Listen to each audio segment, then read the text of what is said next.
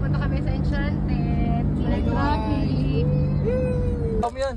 Bawo yan. Bago tayo mag-aro. Puti!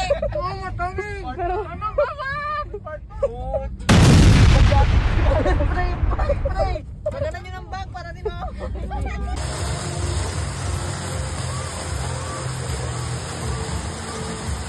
sa mga may birthday fee, gusto ko mag-recharge.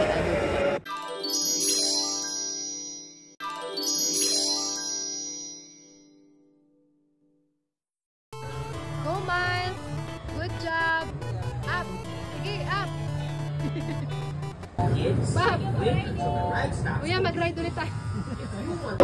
Ito na nga, napagod na sila guys. Umupo na lang sila basta dyan. I remember ng bata ko ganyan din. Pero ito, nag-travel na sila si Elijah at si Miles. Carousel ride na naman kami nila. Miles, favorite nila. Parang naka 20 times na yata kami dyan, Char. Ayan si Elijah na prank kami. Hello guys! Ito nga pala si Ate Marigamgam. Ang aming kasama palagi. Lagi nila Winter and Miles sa tuwing kami umaalis. And ito nga pala si Winter and si Miles, ang aking mga cutie babies. Sila ay African, half Filipino. Si Miles ay 2 years old and si Winter ay 4. Gusto sila maglaro and they always want to be active in everything what they do. Energetic sila. Wala talaga silang pagod mga moms. Dinala ko tuloy sila sa Enchanted. Stay kami dyan 11 AM until 7 PM ng gabi. Imagine. Grabe no, napaka-energetic. Wala ako na lang yung napagod mga moms.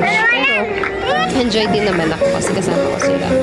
Kuya, sila, atilis, ganun din ang mapamangkin ko. Kaya, kung saan sila nag-grade bed, the parents should always support their children. Wala naman akong ibang gagawin is to support and to love them, right? Kaya, ayan, kung na lang si mommy ng go. Kahit ma-ginit dyan, go pa rin siya.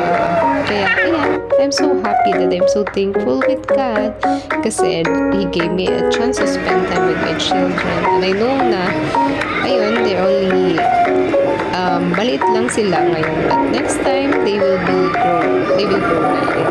And those moments that I spend with them, I'm going to treasure it as a memories. So, moms, I encourage you to spend a lot of times with your children because the time, hindi na siya maibabalik. But the moments, they can treasure it in their hearts. And also, they will remember it. And by the way, this is the last 7 PM. Ito na yung end. The fireworks show up Enchanted.